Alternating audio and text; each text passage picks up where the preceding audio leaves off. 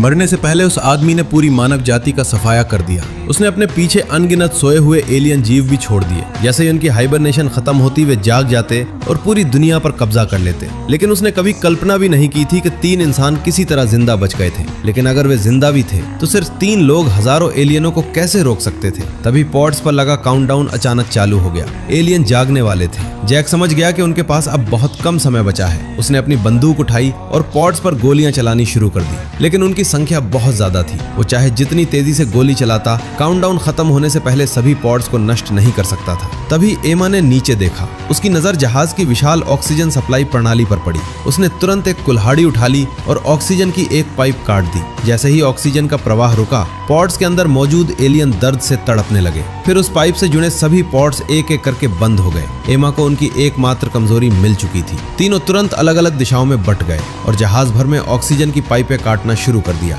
एक के बाद एक पाइप टूटती चली गई और ज्यादा से ज्यादा पॉड्स बंद होते गए। आखिर में सिर्फ आखिरी मुख्य पाइप बची थी। एमा दौड़कर उसके पास पहुंची ताकि उसे भी नष्ट कर सके। लेकिन तभी कुछ गड़बड़ हो गई। उसने अपने साथी से चिल्लाकर कहा कि कुल्हाड़ी उसकी ओर फेंके। गुरुत्वाकर्षण की वजह से कुल्हाड़ी उसकी तरफ आई और एमा ने समय रहते उसे पकड़ लिया। उसने कुल्हाड़ी ऊपर उठाई और आखिरी वार करने ही वाली थी। लेकिन जैसे ही उसने वार करने के लिए कुल्हाड़ी नीचे लाई, वो अचानक रुक गई। उसने मुड़कर अपने पास वाले पॉड की ओर देखा। उसके अंदर सो रहे एलियन बच्चे थे। जैक समझ नहीं पाया कि एमा क्यों रुक गई। उसने अपनी बंदूक उठाई और गोली चलाने ही वाला था, लेकिन उसके साथी ने उसे रोक दिया। उस पल तीनों पूरी तरह शांत हो गए। काउंटडाउन 0 पर पहुंच गया। आखिरी पॉड धीरे धीरे खुल गया। एक एक करके एलियन बच्चे बाहर निकले। वे डर के मारे एक दूसरे से सटकर खड़े हो गए। उनकी आंखों में सिर्फ डर और उलझन थी। 3 हथियारबंद इंसानों के सामने उनके पास लड़ने की कोई ताकत नहीं थी। ये इंसान दुनिया का अंत रोकने के लिए यहाँ आए थे, लेकिन अब उनके सामने डरे हुए मासूम बच्चे खड़े थे।